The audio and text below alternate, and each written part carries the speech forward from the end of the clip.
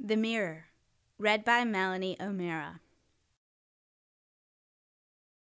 Long, long ago, in a kingdom far away, an evil sorcerer made a magic mirror that floated in the air and followed around behind him. When someone disobeyed him, the mirror would catch their picture, and he would wave his magic wand and say, "Abracadabra, alakazam!"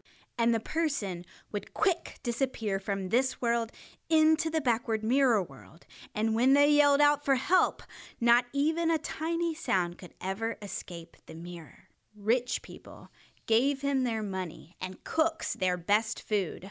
Singers could sing only for him, and no one was ever allowed to wear nicer clothes or jump higher or beat him at games. And girls had to kiss him, even though his mustache scratched worse than thorns, and stinky green goo dripped from his nose, and his breath smelled worse than a monkey diaper. One little girl who had to kiss him was named Nora. She liked to brush her hair and look in the mirror, but sometimes the boys teased her, so she mostly left her brush and mirror at home, but not always.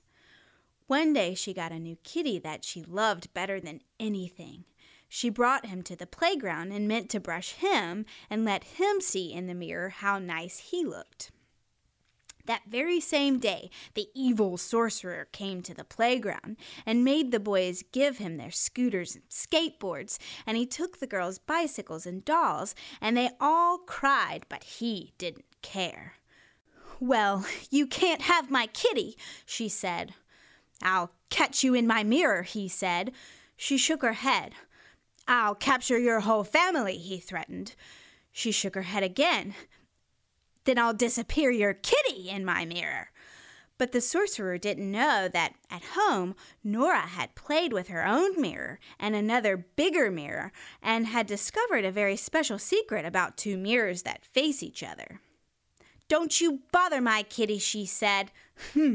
He said, and pointed his wand at the magic mirror and shouted, "Abracadabra!" But before he could say the other word, Nora jerked out her own mirror and held it in front so that the sorcerer stood between the two mirrors, and his picture image got caught in both mirrors at the same time, bouncing back and forth, getting smaller and smaller and smaller. "Alakazam!" she shouted, uttering the second word of his magic charm. Suddenly the sorcerer disappeared, captured in his very own mirror.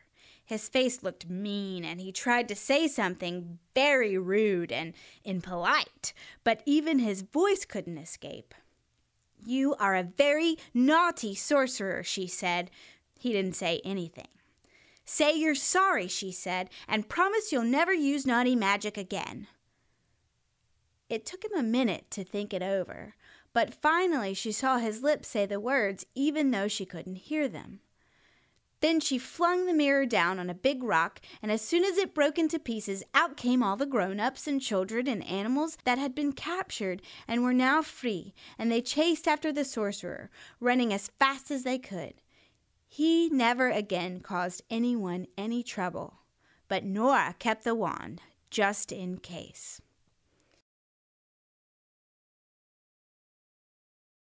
The Mirror, read by Melanie O'Meara. Copyright 2015.